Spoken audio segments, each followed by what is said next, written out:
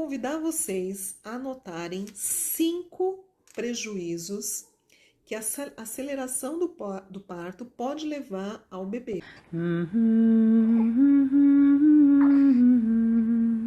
Sou plantadeira de semente boa. Os bebês humanos, eles têm um giro, eles têm que fazer uma rosquinha para quando eles entrarem, eles irem descobrindo um caminho para vencer a pelve. O mais comum é o quê?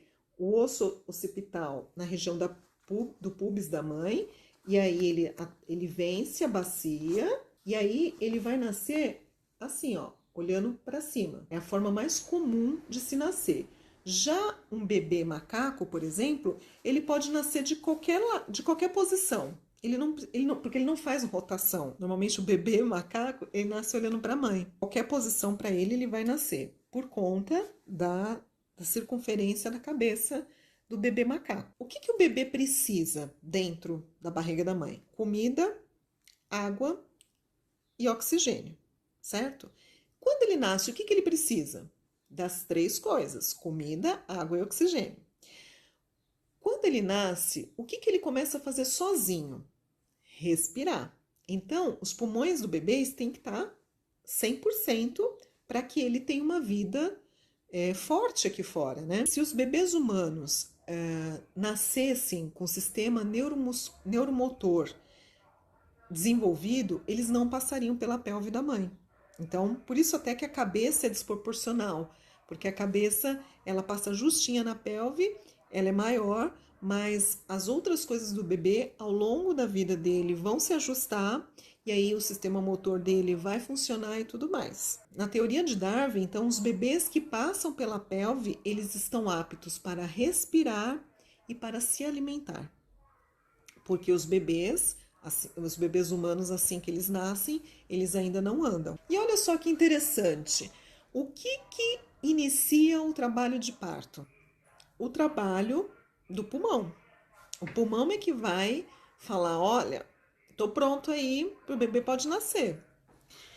Por isso que a gente fala que quem decide a hora de nascer é o bebê. Por que o trabalho de parto, a gente bate tanto na tecla que ele é importante? Porque ele termina de amadurecer os órgãos que estão em eminência de amadurecimento. Eles não estão 100% maduros. Quando a gente fala que o trabalho de parto causa um estresse fisiológico positivo, quando a gente fala disso, a gente está falando dos hormônios que ajudam nesse trabalho todo, que é a serotonina, a endorfina, a adrenalina e o cortisol. O cortisol é que é a cereja do bolo.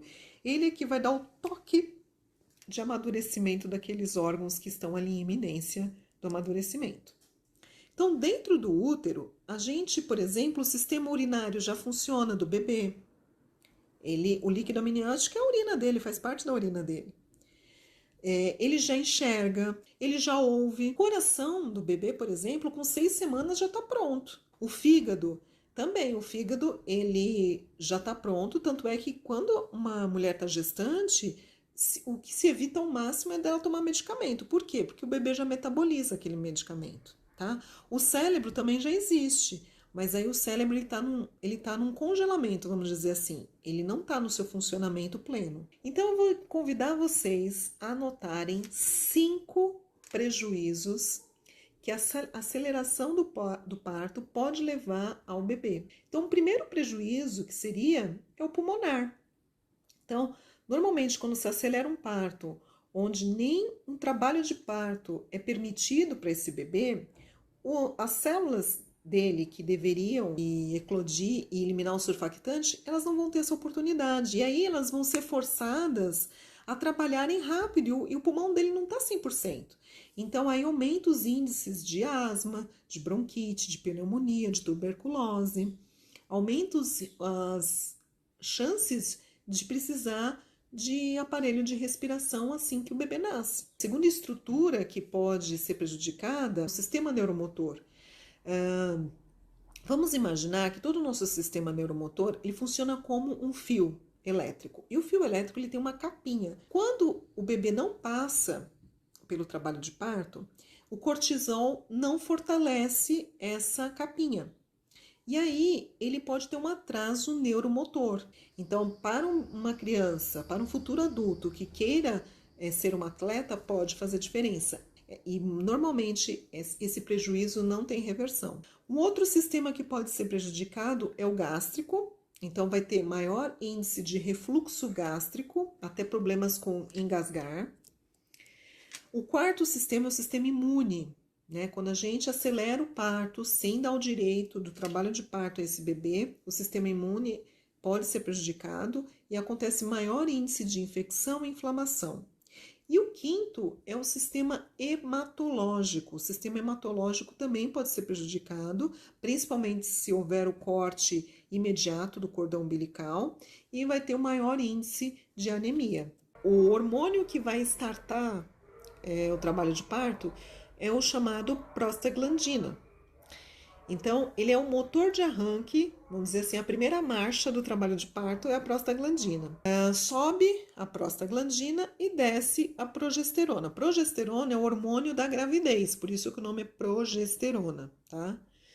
E a ação da prostaglandina, nós estamos falando da fase dos pródromos, que se a gente for pensar assim, se o pulmão ele está lento para amadurecer, então a fase dos pródromos vai demorar um pouco mais. E aí é interessante que seja respeitado esse amadurecimento, caso tudo esteja dentro do comum. E aí depois a gente vai ter a fase latente. O que essa fase latente faz? Então, a gente tem o colo do útero. Então, ele é uma estrutura mais ou menos assim, ó, fechadinha, grossa.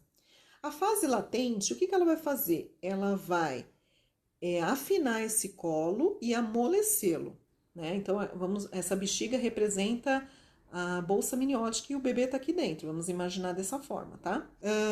Aí, quando a gente tá nessa fase, esse colo, ele vai sofrer uma pressão, tá? Ele vai sofrer uma pressão desse bebê e dessa bolsa, e aí ele vai começar a estirar.